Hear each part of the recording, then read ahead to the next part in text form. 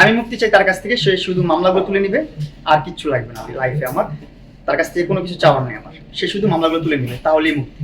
জেলে যাওয়ার আগে ওর একটা মেসেজ ছিল যেখানে আমাকে লিখছিল দুইটা কাজ আছে, একটা হচ্ছে মামলা কন্টিনিউ করা, একটা হচ্ছে মামলা যেভাবে আছে সেভাবে চলা।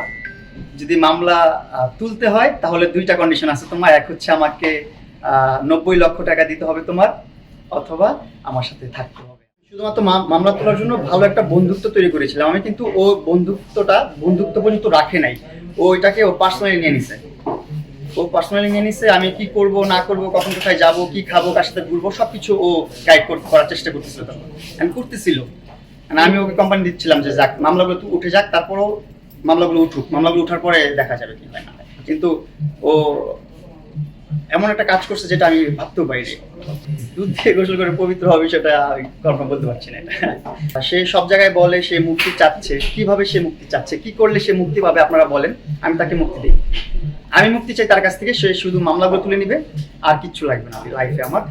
তার কাছ থেকে কোনো কিছু চাওয়ার নেই আমার, সে শুধু মামলাগুলো তুলে নিবে, তাহলেই মুক্তি। জেলে যাওয়ার আগে ওর একটা মেসেজ ছিল যেখানে আমাকে লিখছিল দুইটা কাজ আছে, একটা হচ্ছে মামলা কন্টিনিউ করা, একটা হচ্ছে মামলা যেভাবে আছে সেভাবে চলা। যদি মামলা তুলতে হয় তাহলে দুইটা কন্ডিশন আছে তোমার, এক হচ্ছে আমাকে 90 লক্ষ টাকা দিতে হবে তোমার, অথবা আমার সাথে থাকতে হবে, আমার সাথে রিলেশন। আমি কোনোটাই না। তবে এখন কি সবচেয়ে কোটির উপর ছেড়ে দিচ্ছেন? সব কোটির উপর, হ্যাঁ। আইন যা করবে, আইনের প্রতি আমি খুবই শ্রদ্ধাশীল, খুবই সম্মান জানাই। ভালো কিছু করবে ইনশাল্লাহ, আমার জীবনটা আশা করি অনেক সুন্দর হবে। আপনাদের ভালোবাসা দোয়া থাকে যে ও এক জায়গায় হাজবেন্ড পরিচয় দেয়, এক জায়গায় ধর্ষণ মামলা দেয়, কেন দেয় এটা ওকে প্রশ্ন করেন, ও উত্তরটা ভালো দিতে পারবে আমার চেয়ে। আমরা অনেকবার প্রশ্ন করেছি, আপনার কাছে একটু জানতে চাই আমি এই বিষয়টা আপনি কখনো তাকে জিজ্ঞেস করেছেন? ওর মনের ভাব আমি কিভাবে প্রকাশ করব? আমার মনের ভাবই তো আমি প্রকাশ করতে পারি না। জেল থেকে বের হওয়ার পর ওর সাথে কোনো কন্ট্যাক্ট আমার ছিল না, ওর সাথে কোনো কথা ছিল না লাস্ট 1 ইয়ার। 1 মাস আগে যে মার্চের 3 তারিখে আমরা যখন মিউচুয়াল আন্ডারস্ট্যান্ডিং আসলাম, এটাই হচ্ছে ওর সাথে আমার কনভারসেশন, ওর সাথে কথা বলা, ভালো একটা সম্পর্কিত হওয়া। কিন্তু ওই সুসম্পর্কে রাখে নাই, ওইটাকে উল্টাপাল্টা করে দিচ্ছে একদম। জানি না তার কি হলো, তার মুড কেন সুইং করলো, তার কথা কেন শুনি নাই, কেন ফ্রেন্ডসদের নিয়ে ঘুরছি কেন, এইটাই সমস্যা তার। এছাড়া তো আমি আর কিছু দেখি না। আমি তো তার কোনো ক্ষতি করি নাই, আমি তার ক্ষতি করতেছি না ফোনে। এই যে সে পরপর আমার উপর মামলা করতে আছে, মামলা করে, জিডি করে, এটা করে, সেটা করে। আমি ছেলে তো করতে পারি, আইন তো সবার জন্যই সমান। আমি ছেলে তো করতে, আমি করতে চাচ্ছিলাম না কেন? আমি চাচ্ছিলাম যে আমি কারো ক্ষতি না করে আমি চলে আসতে চাচ্ছি, আমি একটা সুন্দর লাইফ লিড করতে চাচ্ছি, সুন্দর একটা জীবন চাচ্ছি আমার লাইফে।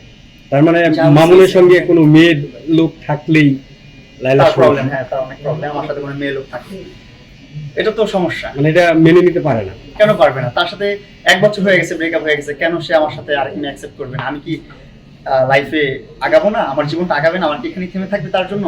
আমি কি সংসার করবো না জীবনে? আমি কি বিয়ে করবো না? ওর সাথে তো আসলে ওই রকম ভাবে আমার রিলেশনটা ছিল না যে সুগার মামি, সুগার ড্যাডি এরকম সেরকম। ওর সাথে সম্পর্কটা ছিল ভালোই, যেমন ও আমার প্রথম থেকে অনেক টেক কেয়ার করতো, ছোট ছোট ম্যাটেরিয়ালস সেন্ড করতো। একটা শুভাকাঙ্ক্ষী হিসাবে, ভালো একটা ফ্যান হিসাবে আমি ট্রিট করতাম। ফ্যান থেকে আস্তে আস্তে আস্তে আস্তে ভালোবাসার মানুষ হয়। দেন আবার যখন ওর সব কিছু কুটিতে আমি জানতে পারি, ওর যে পিছনের সব লুকোনো গল্পগুলো জানতে পারি, তখনই আমি সরে আসতে চাই, তখন থেকে আমাকে ব্ল্যাকমেল করা শুরু করে।